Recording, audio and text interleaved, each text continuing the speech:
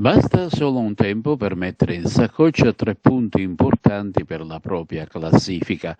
L'Akragas rifila infatti una tripletta al combattivo e maidomo leonfortese, che ha lottato tantissimo per cercare di ostacolare il cammino biancazzurro.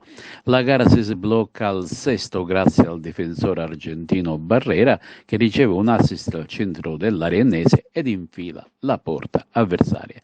Il raddoppio è un capolavoro della prima linea biancazzurra, che in velocità e tutto di prima serve su un piatto d'argento al giovane marocchino El Yacoubi il pallone del raddoppio. È la prima rete del giovane aggregatosi da poco tempo al team aggregantino.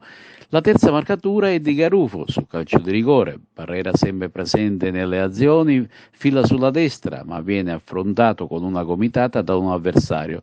L'azione continua, ma è il guardialine di destra che attira l'attenzione dell'arbitro, che subito assegna il penalty. Infatti il fallo era stato commesso proprio dentro l'area ennese, ed estrae il cartellino rosso nei confronti del difensore di casa. E sul dischetto si presenta Desiderio Garufo, che insacca. Nel secondo tempo, solito giro di sostituzioni da entrambe le parti, ma il risultato non cambia. Anche le dirette avversarie dell'Akragas, per cui la classifica cambia sensibilmente in favore della Pro Favara, che ha vinto a domicilio del Misilmeri. Buona partita. Non era semplice, l'inizio è sempre pieno di incognite. Staccare la spina e riprendere in questa maniera non è mai facile. Devo essere onesto, sono stati bravi i ragazzi che hanno approcciato bene la gara, abbiamo sbloccato subito il risultato, poi credo dopo mezz'ora la partita già era chiusa. L'importanza di questi 3 punti, quali sono, mister?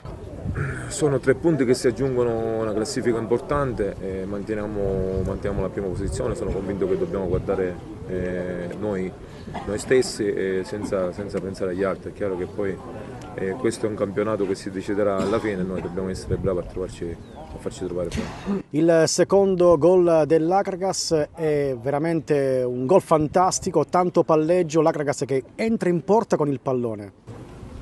In avanti abbiamo tanta qualità, oggi su un campo in ottime condizioni abbiamo visto grande qualità da parte dei ragazzi. Dobbiamo continuare così ad allenarci in questa maniera e sono convinto che poi alla fine, quando c'è questa qualità, alla fine le partite si vincono. Peccato per il doppio giallo di Locascio, che salterà il Mazzara domenica prossima. Sì, forse è l'unico neo della gara, però il gruppo è folto.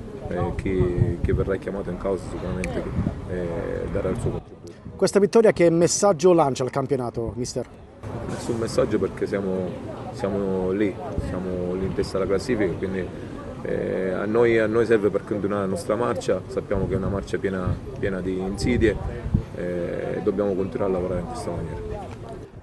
Simone Brunetti, l'Akragas vince nettamente sul campo della Leonfortese, inizia nel migliore dei modi il 2023 per voi. L'Akragas rimane in vetta al campionato.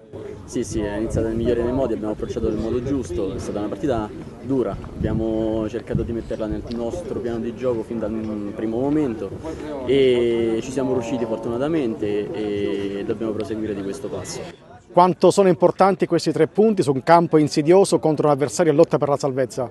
Adesso come adesso sono tutti importanti questi 3 punti, perché il girone di ritorno, si sa, è un altro girone con squadre rinforzate e quindi ogni partita è una finale e noi per raggiungere il nostro obiettivo abbiamo tante finali da affrontare. Brunetti sempre più dentro a quest'Akragas.